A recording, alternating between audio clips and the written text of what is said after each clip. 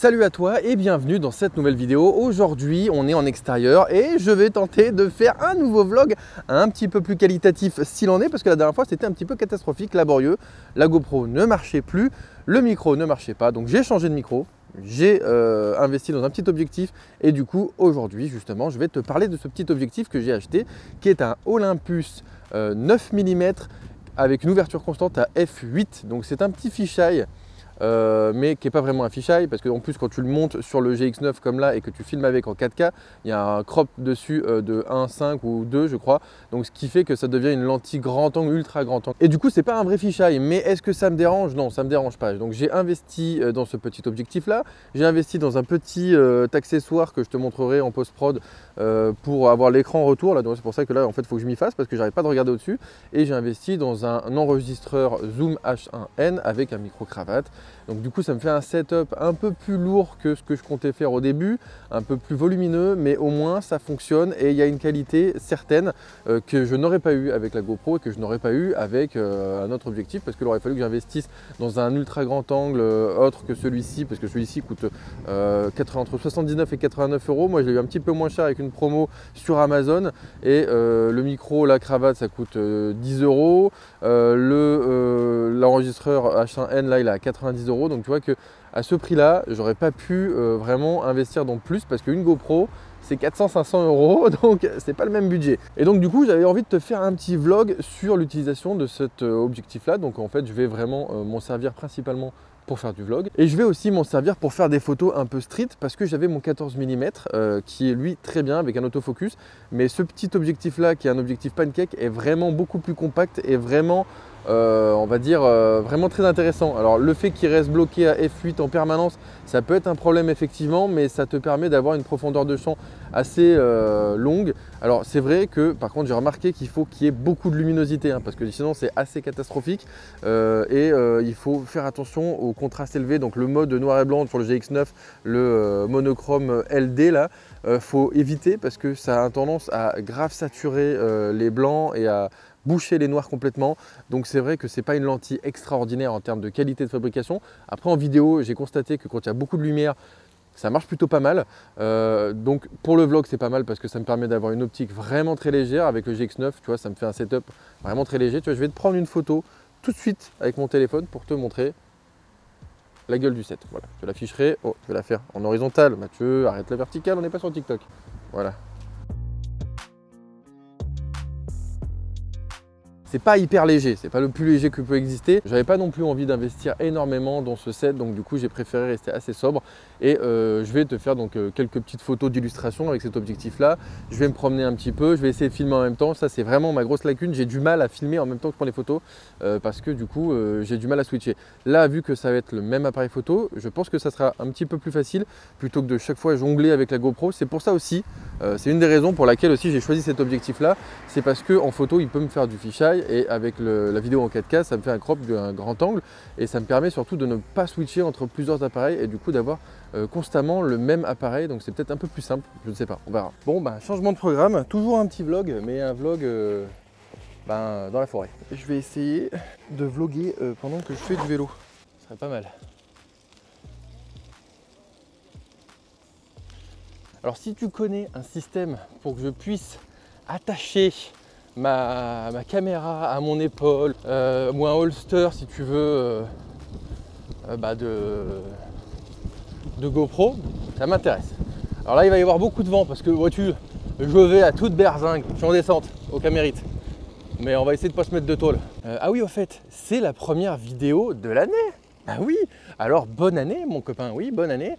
Et puis écoute, à la base je devais sortir à la place de cette vidéo une vidéo qui traitait de mes photos prises avec la Gold 120, la Kodak Gold avec mon Hasselblad, mais j'ai pas reçu les négatifs. Ah, du coup c'est la première vidéo de l'année, forcément, parce que vu que je la tourne fin d'année, ce sera la première qui sortira pour l'année prochaine.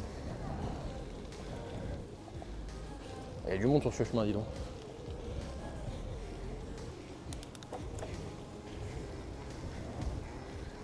D'habitude il n'y a jamais personne. Là comme par hasard, le jour où je veux filmer, il y a du monde. Je viens de switcher le mode de filming. On est passé de 4K à à Full HD et donc du coup il y a moins de crop factor, du coup ça fait plus grand angle, ça sera peut-être un peu plus simple. Il y a des gens qui me regardent bizarrement, hein. C'est ça que j'aime pas trop dans le vlog. En fait je suis encore un peu trop, c'est comme tu vois aller à la rencontre des inconnus pour prendre des photos d'eux, j'ai toujours un peu du mal, je sais pas trop comment aborder les gens et me filmer comme ça en vlog. Je trouve toujours ça un peu bizarre, donc c'est pour ça qu'à la limite avoir l'appareil photo et ne pas me filmer moi, filmer ce que je fais, ça serait peut-être un peu plus naturel pour moi et bon, on va voir. Donc c'est parti, on va un petit peu rouler et puis on verra un peu ce qui se passe. Maintenant on est sorti de la forêt, on va passer un peu la partie bitumineuse, la partie avec du béton. Très bien. Pour ceux qui suivent, 20 points pour Gryffondor. Allez, c'est parti. Partie bitume. Ça tremblera peut-être un peu moins et il y aura peut-être un peu plus de choses à prendre en photo parce que je t'avoue qu'en forêt, il n'y avait rien. Donc, bitume. Bon, il y a toujours du vent hein, par contre. Hein. C'est pas que je roule à 70 km/h, c'est qu'il y a beaucoup de vent. Maintenant, reste à trouver quelque chose à prendre en photo. Ça, c'est pas gagné.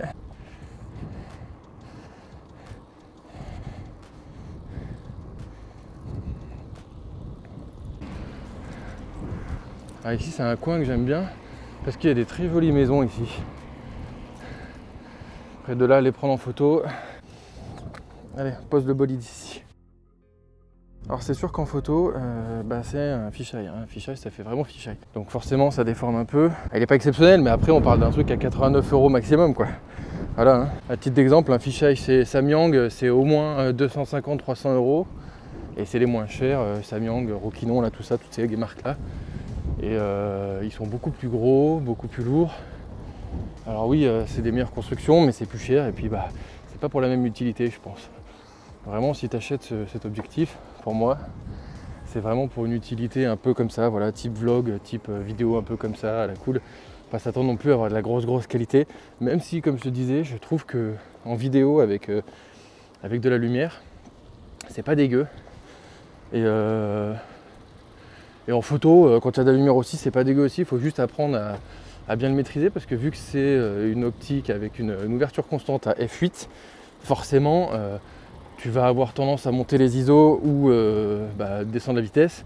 Sauf que sur le GX9, la montée en ISO, elle est pas terrible, donc il faut éviter.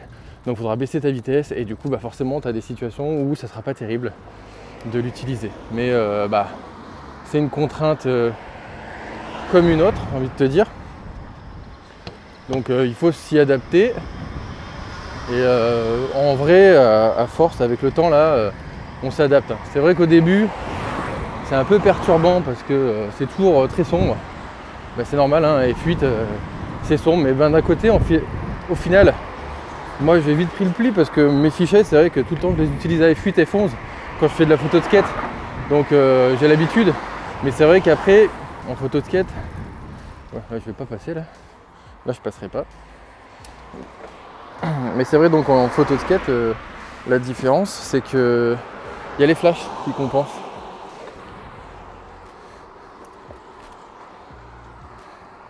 Alors que là, il n'y a pas de flash. Donc pour compenser, c'est doublement plus délicat si tu veux. Si je mettais peut-être sur infini là. Merde, hop, pardon, j'avais fermé l'optique.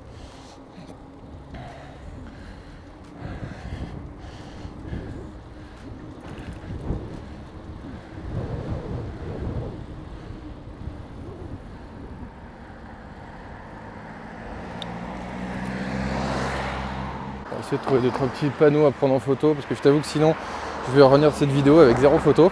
C'est pas le but. Là j'ai vu un petit panneau joli. Donc on va essayer de le prendre en photo. Petit panneau comme ça.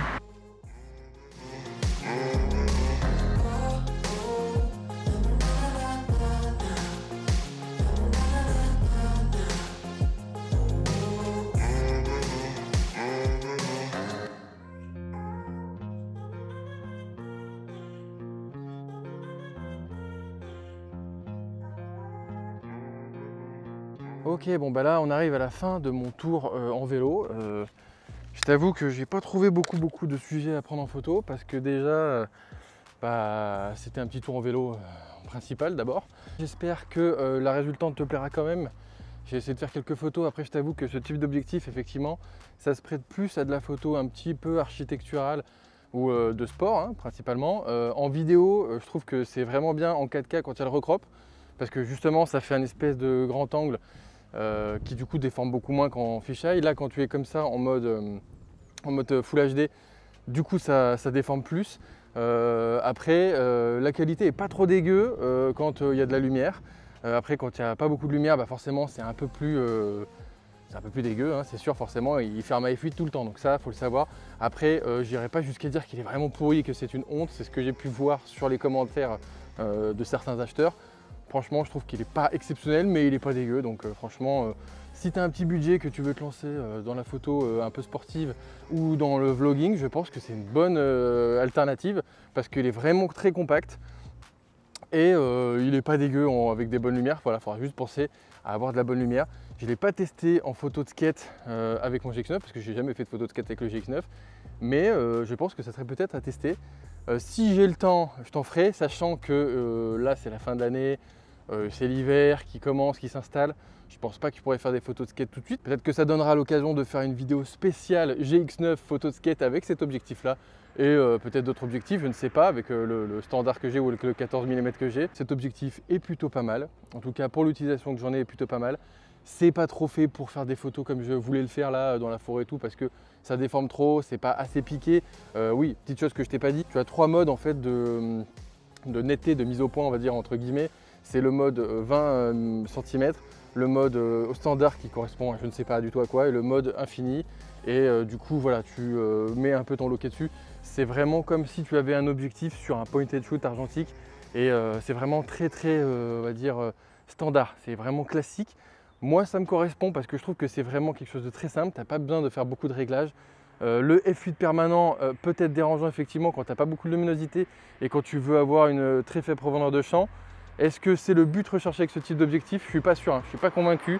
En tout cas, moi, c'est pas ce que je rechercherais avec ça. Si tu préfères avoir un fichier avec une ouverture 2.8, je te conseillerais plutôt de partir sur du Rokinon ou sur du Samyang parce que je pense que ça sera plus adapté à ce que tu as besoin. Ah, je vais m'asseoir parce que je tourne en rond depuis tout à l'heure. Là, clairement, pour l'utilité que je vais en avoir, je ne pense pas que le f2.8 soit utile parce que clairement, en vidéo, je ferme rarement à 2.8. F8, c'est peut-être un peu beaucoup, donc il faut beaucoup de lumière, mais ça va. Avec les LED, ça passe. En extérieur, ici, tu vois, ça passe. Même là, c'est un jour gris, donc ça passe.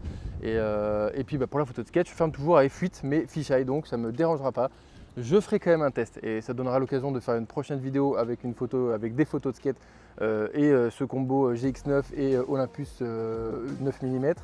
Et puis on verra ce que ça donne. C'est tout pour cette vidéo, j'espère qu'elle t'aura plu. Merci à toi de l'avoir suivi. Je te dis à très bientôt pour des prochaines photos, vidéos autour de la photographie de skateboard ou pas. La photographie argentique ou numérique, c'est toujours pas le problème sur cette chaîne. D'ici là, sur faire des photos et puis salut!